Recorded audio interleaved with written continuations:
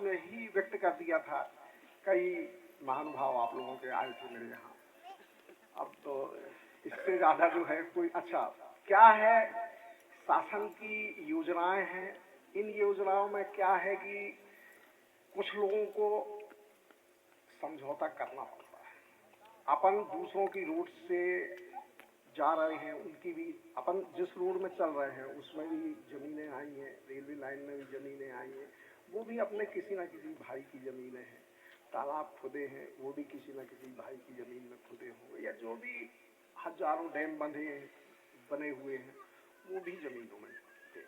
अच्छा, पानी जल संकट इतना आगे आने वाला है। अब जैसे यहीं पर इसी एरिया में बोर में 400-500 फीट में पानी नहीं आ पा रहा अपना, और वो पानी भी जमीन में उसी समय अपना आएगा कि जब अपन नेचुरल सोर्सेज जो है तालाब बना ये करें, तो उनसे जो है जल जो है जमीन में अपने अंदर जाएगा, तो जल स्तर उठेगा अपना।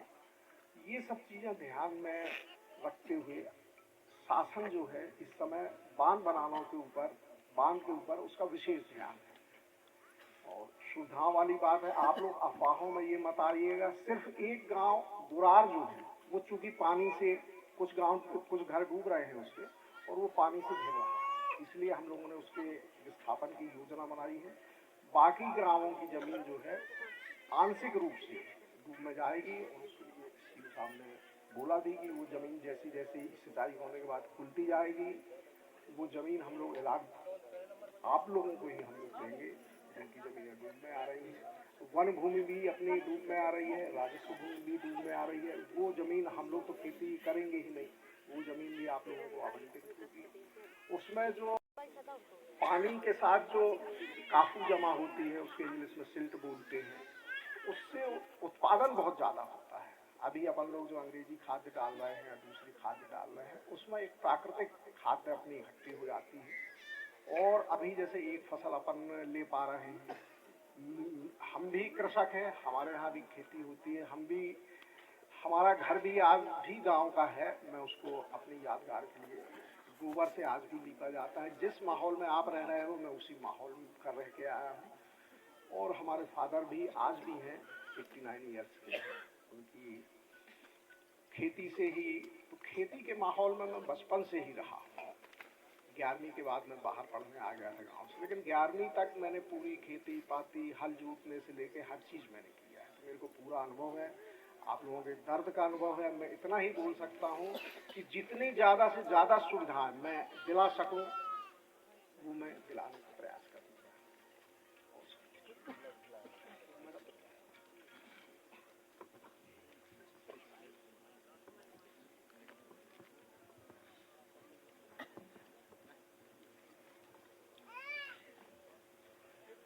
नमस्कार साथियों, मैं अभी आपके लखनऊ सब डिवीज़न का नया एसडीएम हूँ। 2 सप्ताह पहले मैंने यहाँ ज्वाइन किया है। उससे पहले हिमांशु सर थे, उन्होंने भी इस मामले में काफ़ी ध्यान दिया था।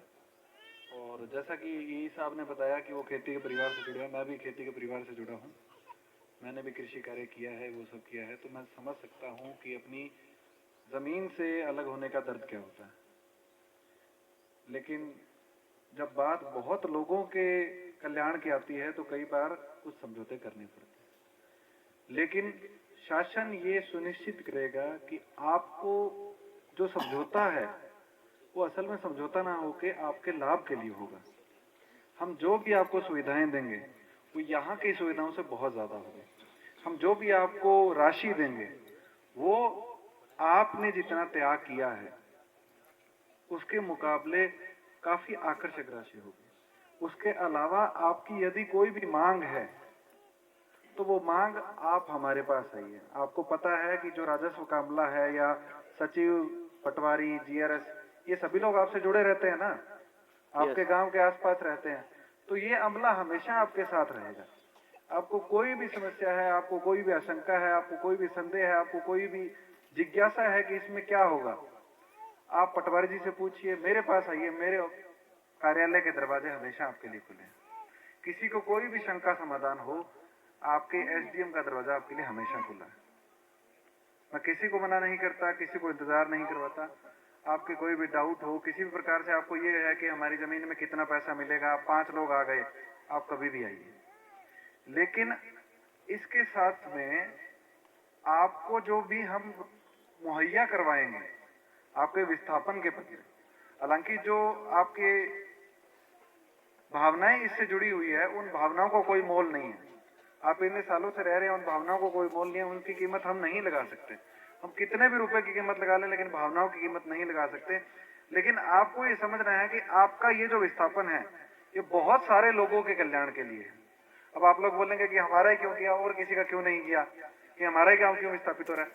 देखिए, ये जो आपको पता है जमीन का स्तर क्या है, नदी किस तरीके से आ रही है, तो जो भी बांध बनाने का निर्णय होता है वो उसी तरीके से होगा कि सबसे ज्यादा लोगों को फायदा जहां पे हो।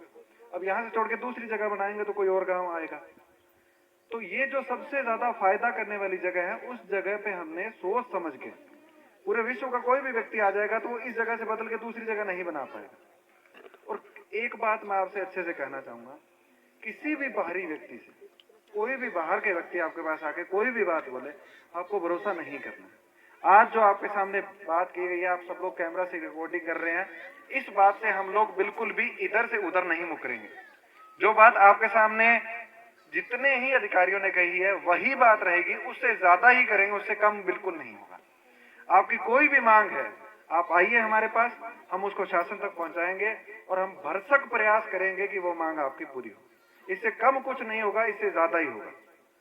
तो बाहरी कोई व्यक्ति की कोई भी बात कि इतने लोगों को ऐसे डुबा देंगे, इतने ये कर देंगे, कोई बात को नहीं मानना। आपका प्रशासन आपके साथ है, हम लोग आपके साथ है। आपकी कोई भी शंका हो आप हमसे पूछिए, हमारे से बात कीजिए, दूसरों से बात ना करें, ठीक है। कभी भी कोई दिक्कत हो, इतने सारे ऑफिस है, इनमें कभी भी आप आके इनसे पूछ सकते हैं। बाकी आपकी कोई भी शंका समाधान हो, अभी आपका कोई भी आपको प्रश्न करने हो, आपको जिज्ञासा हो, आप पूछ लीजिए। धन्यवाद।